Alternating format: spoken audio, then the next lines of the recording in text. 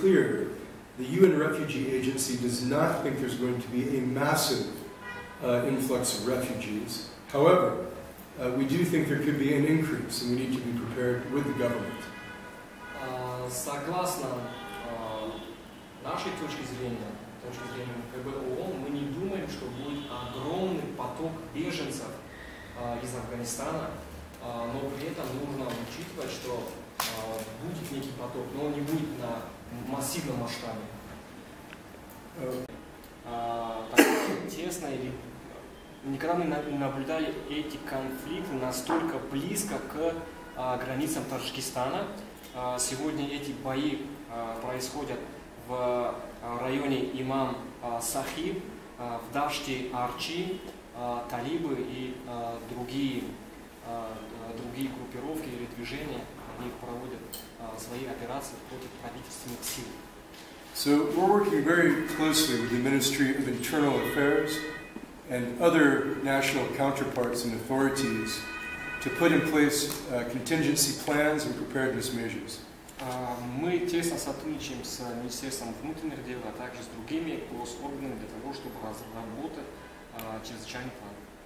Again, we don't think it's likely there'll be a large-scale movement of refugees, but we need to be prepared. Опять же, я подчеркну, мы не прогнозируем, что поток будет иметь огромный масштаб, но при этом нужно будет подготовиться. And this will be one of UNHCR's priorities in 2015 this year. Это является одним из приоритетов УВКБ ООН на 2015 год.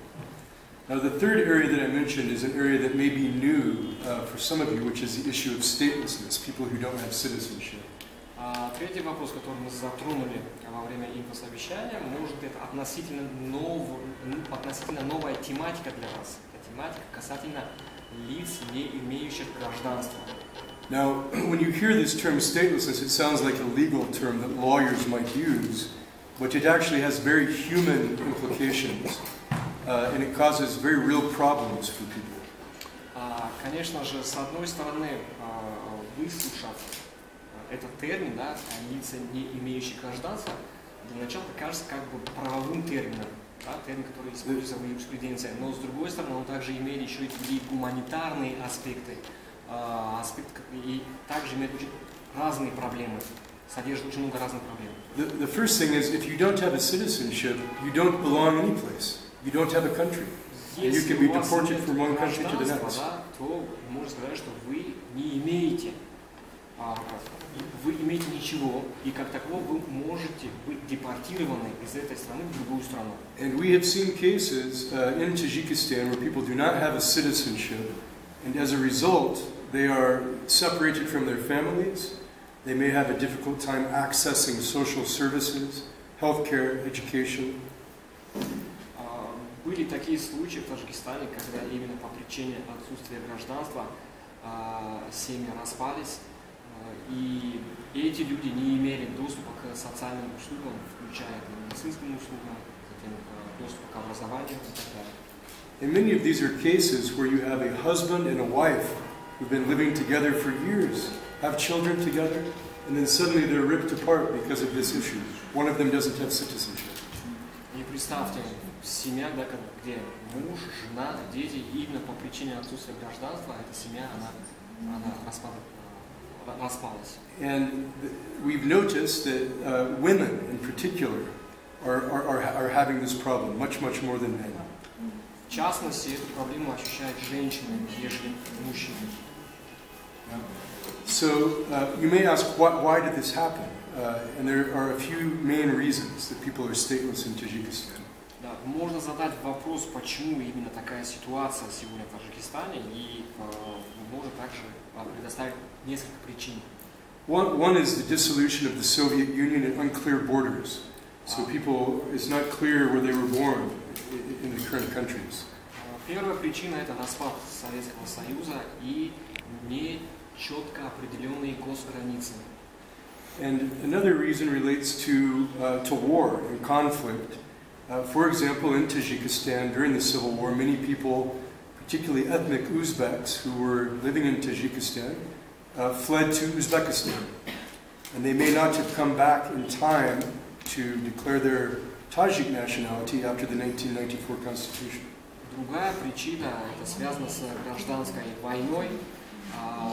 Наши граждане, которые имеют узбекское этническое происхождение, по причине гражданской войны, они покинули эту страну и не смогли вернуться вовремя для того, чтобы подтвердить свое гражданство. So war makes people stateless. Иногда войны, они становятся причиной без гражданства. And this is in some ways a problem that is the remnants of the Civil War that we need to address with the government. Это именно является остатками гражданской войны, и эту проблему необходимо нам решать совместно с правительством. Another cause is interstate marriages. Maybe someone falls in love with someone from Uzbekistan and they're Tajik, and then they marry and have kids, and it can create a lot of complicated legal issues. Затем другая причина это межгосударственные браки.